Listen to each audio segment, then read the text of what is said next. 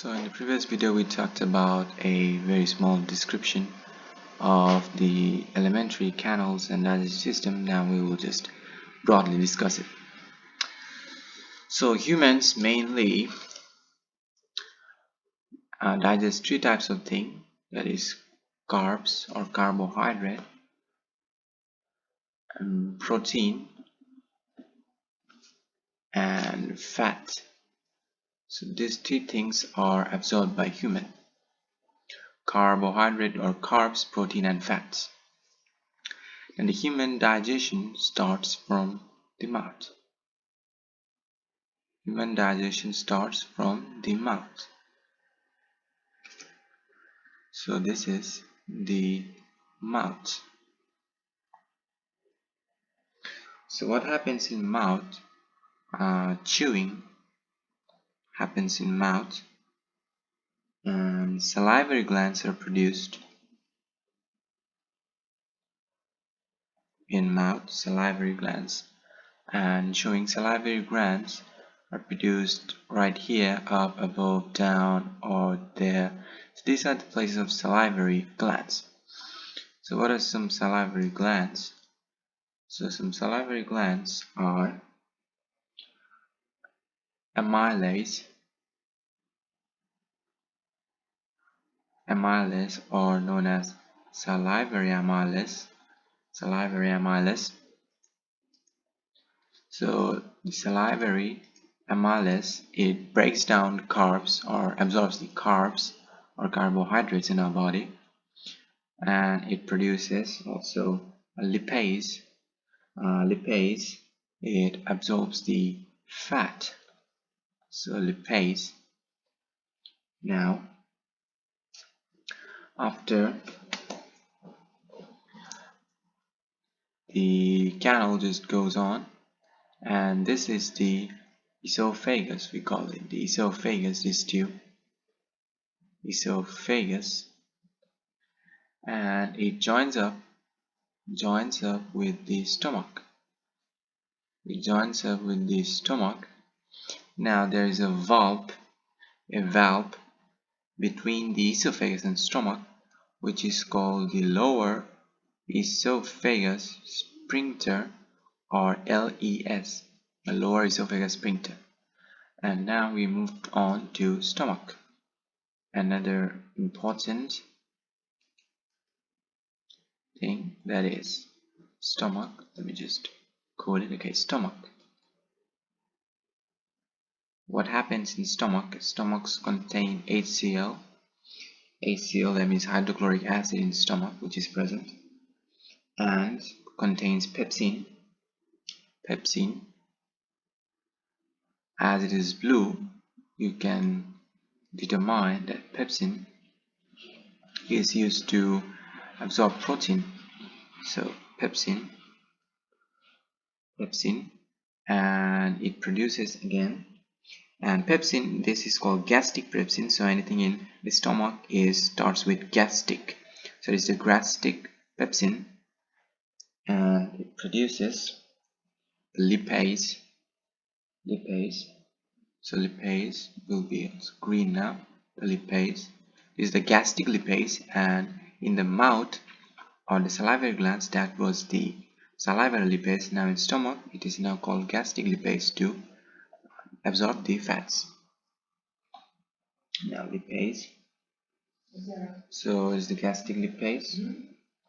So the alimentary canal, it extends, and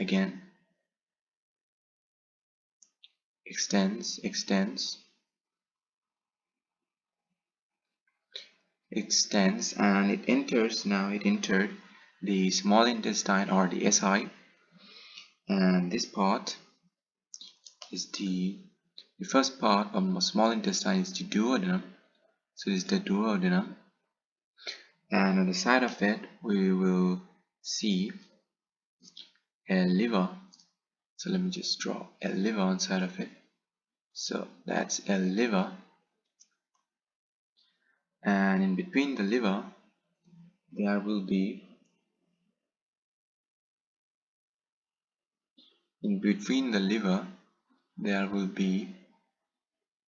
a gallbladder which is connected. So these are connected here and goes around here, and it connects with the duodenum. It connects with the duodenum. Now, so the liver, it secretes biles. So it just secretes biles. So there in the gallbladder,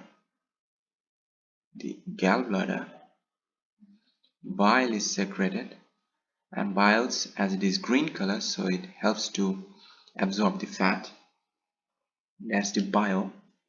And on the side of it is joined, again joined with a very important organ of the body, very important organ, which is the pancreas. It's joined with the pancreas. So let's just talk a few words about pancreas because it's important. So pancreas and liver, it's a vast thing. The liver, so it's the liver. It's a biological laboratory. So we'll make an individual video on liver because it's a very vast thing that happens in liver. So in pancreas, what happens? Just go down a little bit. So in pancreas, amylase is produced. So as you know, amylase are, let's just note a red color because it's used to absorb the carbs. So amylase, now it's called, as it is in pancreas, so it is now called the pancreatic amylase. And so you can see that it's red for carbs, so amylase is carbs.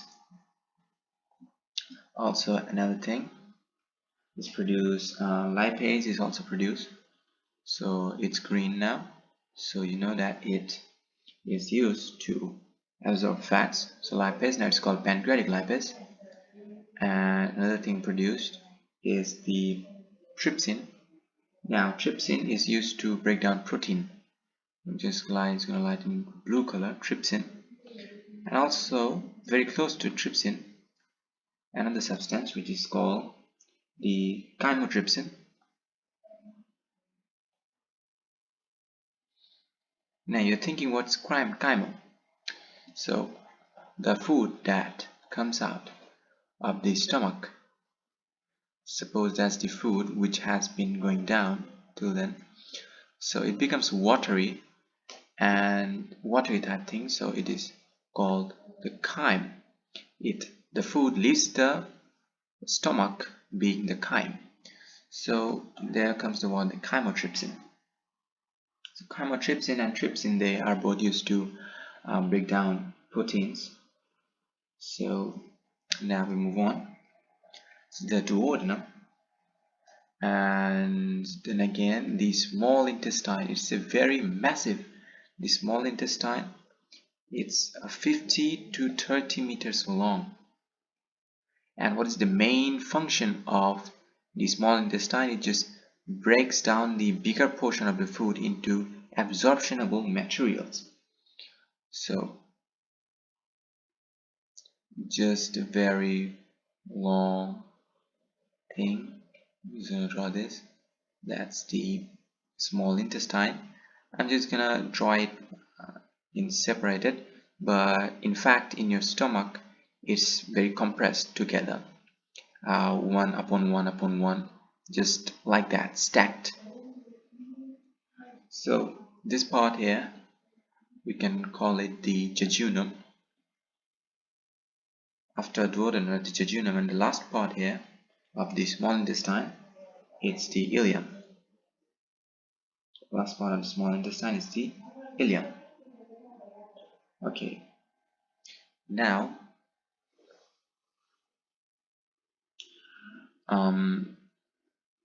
small intestine, there are small projections here in small intestine, everywhere the small projections, finger-like projections, which are called villi. So we're going to describe villi after a while. So these are the small finger-like projections which helps to absorb the nutrients from the food that is being broken down. So in here the large intestine starts. Let me just go down a little bit.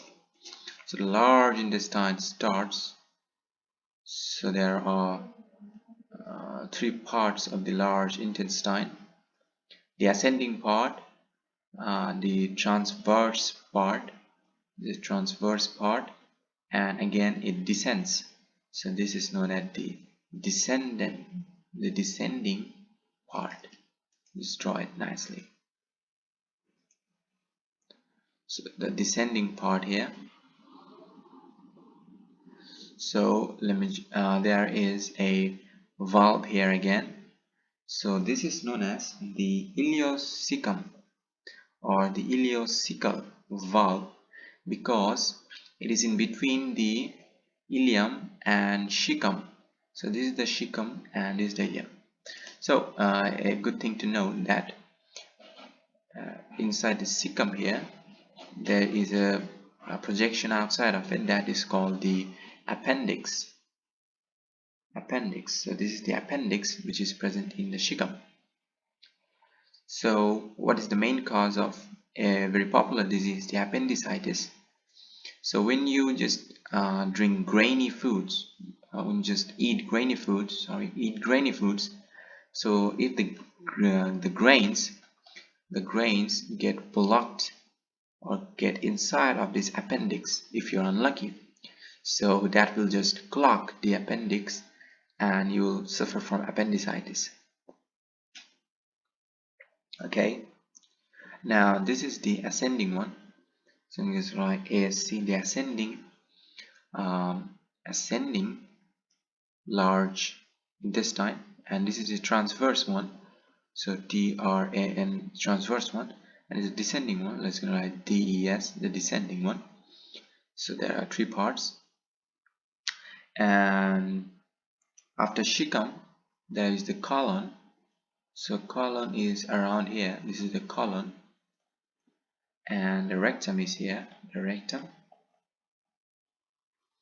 So the three parts of this large intestine, the cecum, colon, and rectum. Yeah.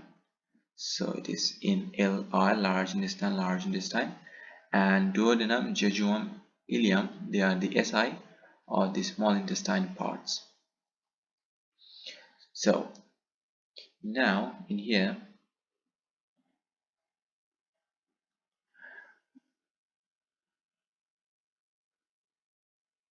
this is the anus, where the feces go away. So this is the anus, and above the anus this is the sigmoid colon. The sigmoid colon is called the sigmoid colon. The feces passes from here. So what is the functions of large intestine? So the large intestine just absorbs the water from that feces or from that food particles and makes it a feces. So the long the feces is in your large intestine, the more dry and waterless, dehydrated it will be. So a chance of constipation will just increase. So this is the whole digestive part from a small human to a large part. So that's just an illustration. So where that is. So now let's take a part from this small intestine. Let's cut it out and we'll place it here. So it will look like this. It will look like somewhat, okay, let me draw it nicely. It will look somewhat like this. Okay, there is another thing here so you can see. Okay, somewhat like this, and there will be projections.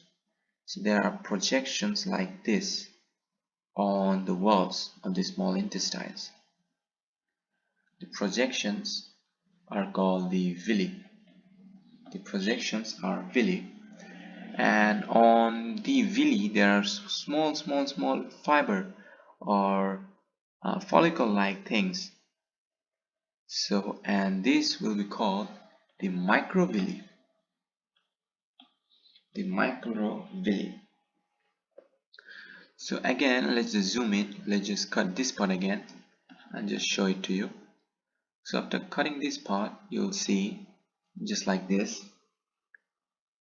This is the part, okay? We just cut a small part, and there will be follicles here, just like this. This is the microvillis. Microvillis. And microvillis are all lively, so they have a living nucleus inside of them. Living nucleus inside of all of them. So when the food passes alongside it, it just absorbs it in, and send it inside. So inside there is a network here. There's a network here, that is the central lacteal network. The central lacteal, it mainly absorbs fats. So also there are the lymphatic system. The lymphatic system is present. Lymphatic systems are present in this. The valves are present in this. So they just carry the nutrients through this valve and the lymphatic system to our whole body. So they just connect to our whole body. Just sends them to our whole body. So that's the work of a villi. Very important work done by the villis and the microvillis. So that's it, the whole digestive system of a human body. That will cover up your whole syllabus now. So just enjoy and just read this very interesting thing.